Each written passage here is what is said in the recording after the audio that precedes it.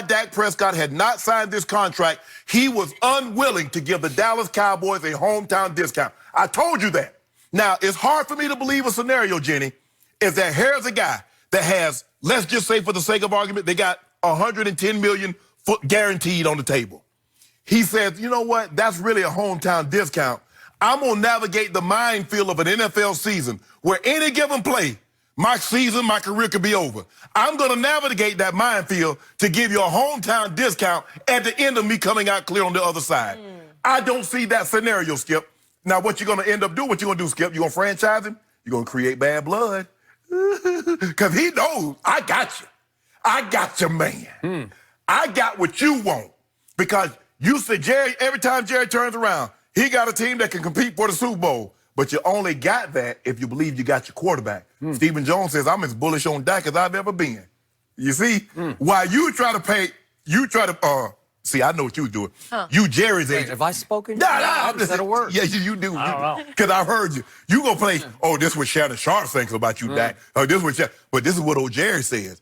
See, you do know, like agents, they have guys that all they do is they cut clips, what you say good about them, what Jerry said on the radio, what Steven said on the radio, what the Shannon Sharp says on Undisputed. Yes. Lots of those clips. Yeah. A lot of clips. But hey, when Jerry and Steven says we can't do that, hey, cue that tape. They drop that DJ. That's what it is? Steven and Jerry talking about he's a franchise, he's as bullish, he's Brady, yes, he's yada, yada, yada. Skip, Dak knows that he has them.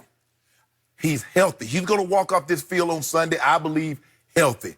Dak knew at worst case, Skip, he was going to get $30 million a year because Kirk Cousins got 84. Kirk Cousins turned down $90 million. Remember, Skip, the Jets had $90 million fully guaranteed, but he says, I got a better chance to win in Minnesota. So he took $6 million less guaranteed, 84 fully guaranteed. So Dak says that Kirk Cousins won one division, I won two. Yeah. Kirk Cousins never Rookie of the Year. I've been Rookie of the Year. I made the Pro Bowl. So he knows I got all this thing going in my favor, Skip Bayless. So with that being said, Dak Prescott, and guess what? I'm looking at this number.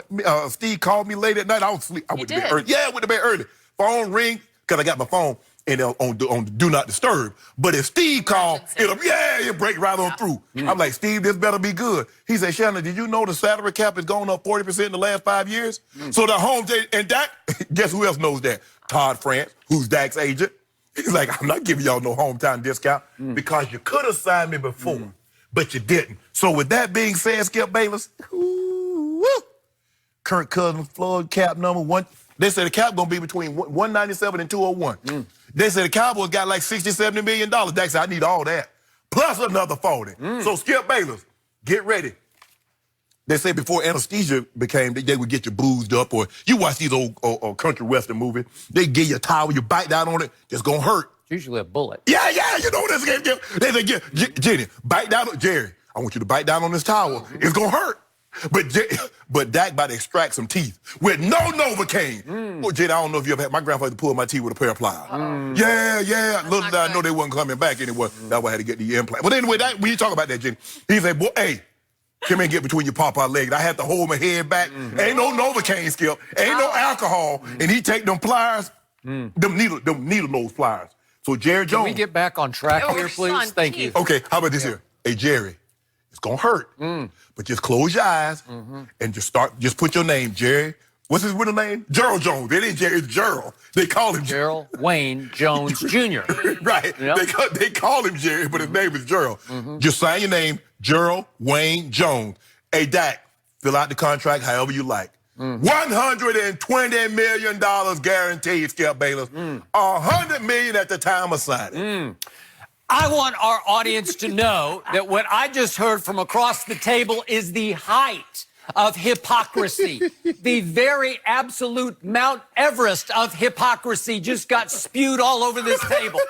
Because in every game of any magnitude that Dak Prescott played this football season for my Dallas Cowboys, you gave him an F for his performance, except one bizarre A-plus at Detroit, a game that they barely hung on to win at Detroit. But he was exemplary. Against Jeff Driscoll. And he got an A-plus that game. Don't ask me. I don't know. I can't explain it. Yeah, he played good. But he got a flat-out F. He tried to do F minuses for his performance at Philly on Sunday, right?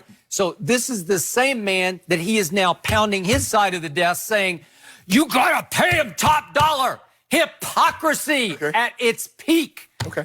It makes no sense whatsoever. If you would stand by your conviction that he's a lousy quarterback, because you've told me he's average at best. Yeah. If he's average at best, they should cut bait and move on because you don't want to sustain mediocrity in Dallas. Yeah. You don't want to commit for 5 years to mediocrity the way the Redskins said, we are not going to commit to 13th Cousins. Yeah. They're saying no. They said no. But you know what? That was the right idea. Now you're about to get the second or third pick in the draft. At least Kirk Cousins have you get the 10th pick. But that's not. But here's the thing, though, Skip. Getting paid is not about being good. It's about being free.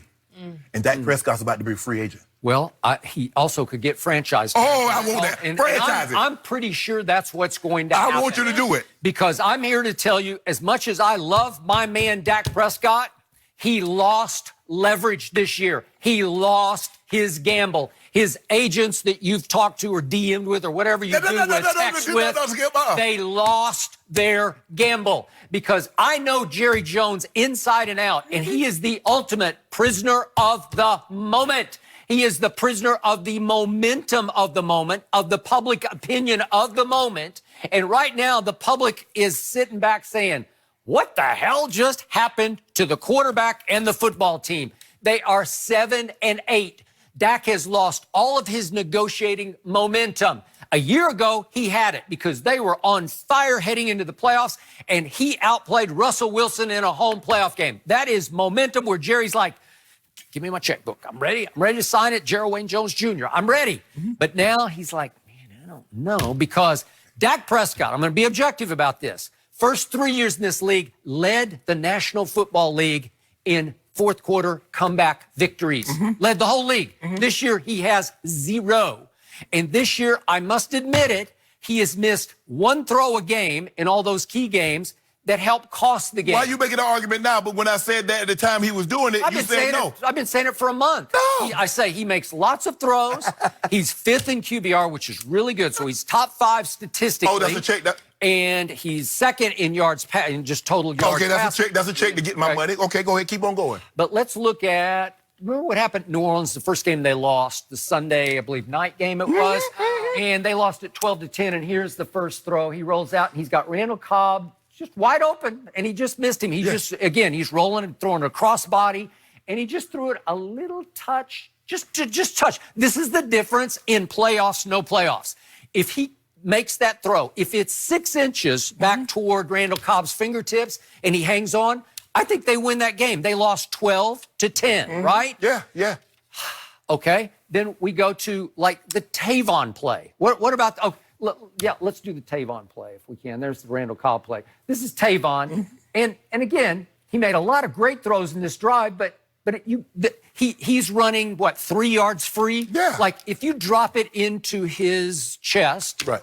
Can he score? He can still fly. Tavon can still fly. Okay, it's just one throw in the game, one really bad throw that helped cost the game, because then you get to go for 2 to force overtime, right? Yeah. Okay, and how about this? How about the game at the Jets? He fought his tail off. He was a warrior in that game. He didn't have either of the tackles. And here's the pass to Jason Witten, and Marcus May is all over him. I give you that. He fouls him on the play, but the pass is off target. But that's not what you said at the time. You said it was pass interference. Well, it's pass interference, but I'm just being objective. I'm showing you what Jerry's going to look back at and say, if you get the ball up on Jason's hands, maybe he shields him better. Jason weighs, 260, 265? You just said I'm the Mount Everest of hypocrisy. Yeah. Now, I'm the Mount Everest of objectivity. I'm telling you what Jerry's thinking. No, I'm telling you what you're saying. I'm telling you what is happening right here. I can't defend it anymore. I told you yesterday, he missed the throw to Tavon. Did I not bring it up? No, he makes all kinds of throws. He had a really good year. He had a good year, except for the throw in the game. Yeah. Now, the Vikings game, it was no fault of his. Let me ask you a question. Did DeMarcus Lawrence take a pay cut?